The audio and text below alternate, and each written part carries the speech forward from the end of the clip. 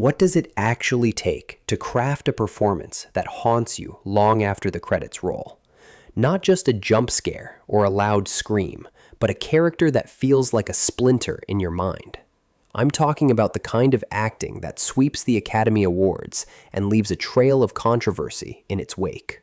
Today, we are dissecting a masterclass in psychological warfare.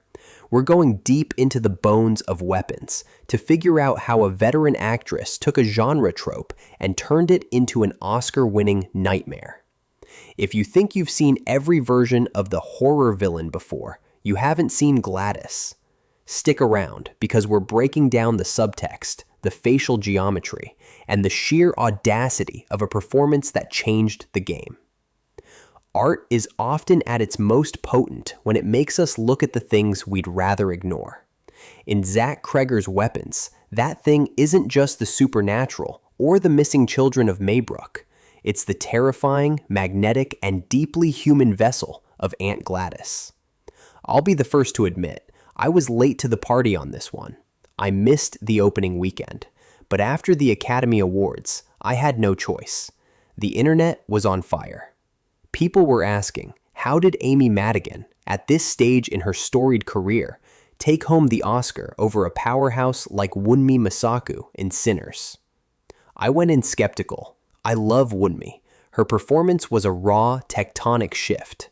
But then I saw Gladys, and today we're going to break down exactly why Amy Madigan didn't just win an award, she redefined the modern horror antagonist. Let's get into the nitty-gritty. Cregger's script describes Gladys as a living hall of mirrors. On paper, she's a witch, a kidnapper, a monster. But Madigan's genius lies in her refusal to play the monster. She plays the guest. Look at the costuming. That orange wig and the grandma attire aren't just aesthetic choices. They are weapons of psychological warfare. Madigan uses her physicality to project a non-threatening, almost pitiable aura. This is what we call the subversion of the matriarch. By leaning into the invisible older woman trope, she creates a vacuum of perceived danger that sucks the other characters and the audience into a false sense of security. Now, let's talk about the acting mechanics. Dissecting Madigan's performance requires looking at her micro-expressions. Watch the scene in the principal's office. She's performing a role within a role. There's a specific moment where her smile doesn't reach her eyes. In cinematography, we often use a shallow depth of field to isolate a character, but here, the camera stays wide. Why? Because Madigan is doing the work that the lens usually does. She's vibrating on a different frequency than Benedict Wong. While he is playing a naturalistic drama, she is playing a stylized Greek tragedy. It's what I call the uncanny valley of performance. She is just human enough to be recognizable, but just off enough to trigger an instinctual fight-or-flight response. The way she smears her lipstick, it's not messy, it's deliberate. It's a mask that's slipping, and Madigan controls the speed of that slip with surgical precision. Zach Cregger's dialogue in Weapons is rhythmic, almost staccato. A lesser actor would have chewed the scenery, but Madigan brings restraint. She treats the dialogue like a predator treats a lure. She's not shouting, she's whispering. When she explains her self-preservation, that she isn't doing this to stay young, but to stay alive, she delivers it with such cold, rational confidence that for a split second, the subtext flips. You don't see a villain, you see a survivor. That's the hidden message of the performance, the horror of pure, unadulterated ego. In fact, she's so compelling that the studio has already greenlit a prequel centered entirely around Gladys's origin. Honestly, I'm not surprised. When you create a character this dense with lore and psychological weight, a single film isn't enough to hold it all. We need to see how that ego was forged.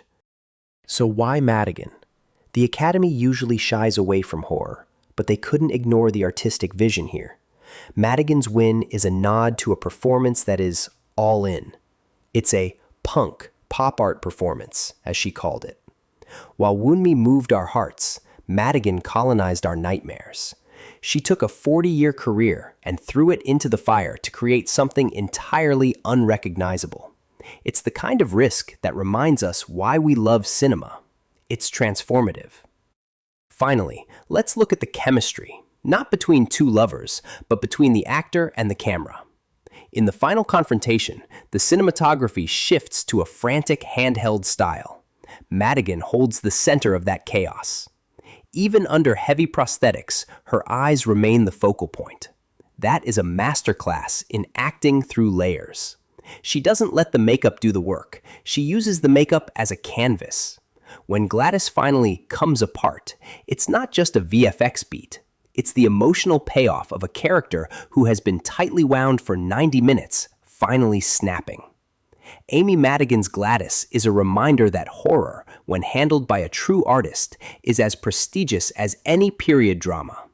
She earned that Oscar because she didn't just play a part. She built a world, a history, and a terrifying philosophy in every frame. I might have been late to weapons, but I'm glad I arrived.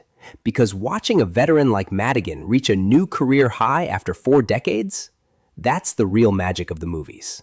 But what do you think? And are you as ready as I am to see her return in the prequel? Or do you think some mysteries are better left unexplained? Let's get into the comments and dissect it. Thanks for watching. Hit that subscribe button to stay part of the conversation. And as always, keep looking closer. This is cinema.